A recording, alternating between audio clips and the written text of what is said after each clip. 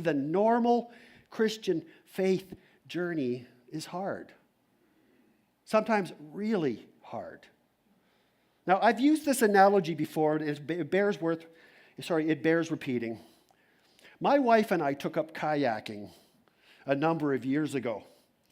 Our first excursion was on this small reservoir of water that was fed by a small river on one end, and then it drained out about a couple kilometers down.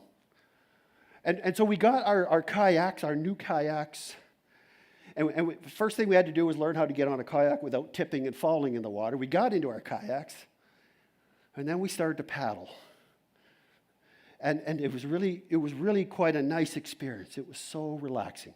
Out in nature, it was a beautiful sunny day. There was a light breeze actually behind our back a little bit.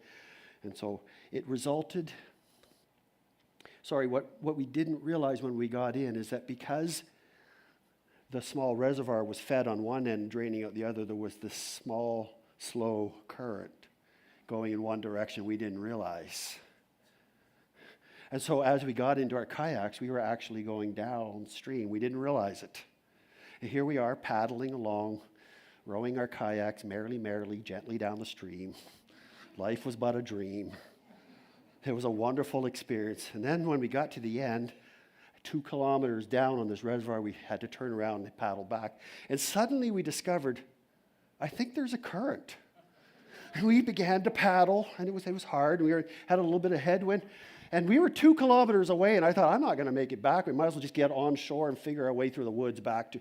But we paddled, and at one point, we stopped because we were exhausted. Our arms and shoulders were sore, and we were thirsty. We stopped. And I noticed that when we were stopping, we were as I looked over to the shore, we were drifting back.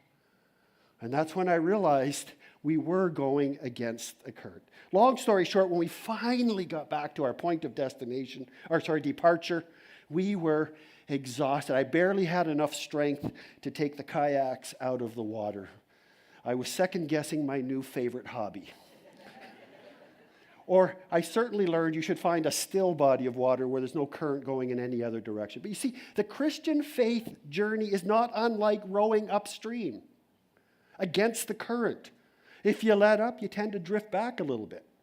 And sometimes the Christian journey is just like that, rowing upstream. And sometimes the current is really strong and you find yourself, it's really hard to make any progress. Sometimes it's relatively easy. Sometimes the effort's minimal, sometimes it's strenuous. But the point being that progress in the Christian faith is not easy. But of course, like any analogy, this analogy falls short, for we're not necessarily on a journey on our own in our own strength. Perhaps a better analogy is that when you become part of a local church, you're in this large rowboat, and we're all rowing in the same direction. We're rowing heavenward. And perhaps that's a better analogy, but it also falls short because we're not doing this in our own strength. At least we shouldn't do it in our own strength. We do have the power of the Holy Spirit as a means to strengthen us and encourage us and keep us on the path toward heaven and to make progress.